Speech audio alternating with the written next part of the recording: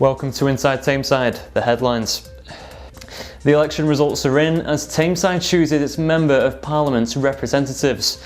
Alison takes campaign to the next fundraising level and Hyde Football Club fans get set to buy their club. From the heart of Tameside, Ashton, Hyde, Stalybridge, Denton, Duckinfield, Audenshaw, Droylsden, Mossley. This is Inside Tameside.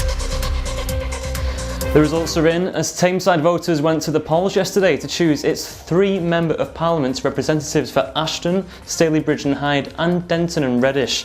The Tameside Reporter's Nigel Skinner has more on this. Angela Rayner has become Ashton and Tameside's first ever female MP as Labour held Ashton with a majority of 10,756 votes. The turnout was only marginally more than in 2010 with an overall increase of 0.3% and a turnout of 57.5% overall. In Denton and Reddish, Andrew Gwynn was re-elected as MP for the third time with a majority of 10,511 votes. Labour held the area with just over 50% of the votes with a turnout overall of 58.1%.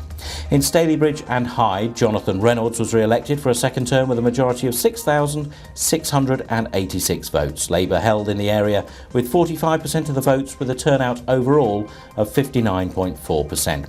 So Labour held all 3 parliamentary seats overall, but UKIP and the Green Party both saw an increase in votes in all 3 constituencies, but the big news was the complete decimation of the Liberal Democrat results in all 3 areas.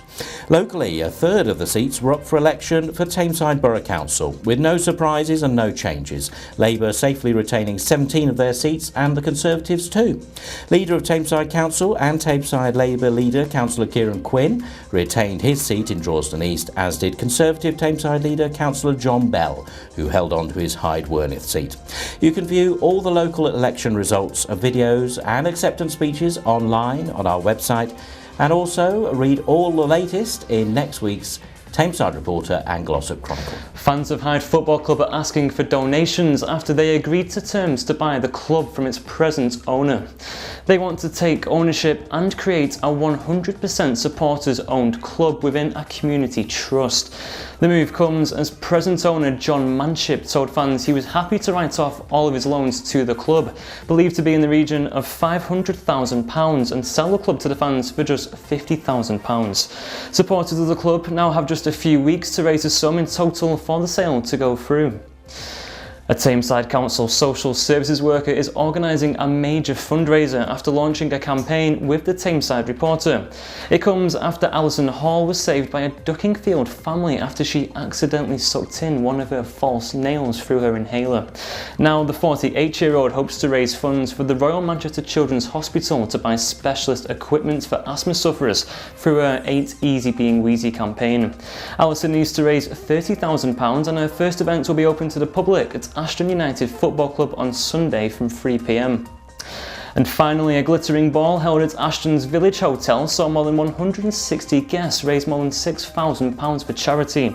The second Purple Ball of Hope beat last year's total and will help to raise funds and awareness of pancreatic cancer. The ball was for inspiration by Guidebridge MOT owner Jan Lord, who wanted to do something special in memory of her mum who tragically passed away from the disease. As usual, you can read all these stories and much more in this week's edition of the Tameside Reporter and Glossop Chronicle.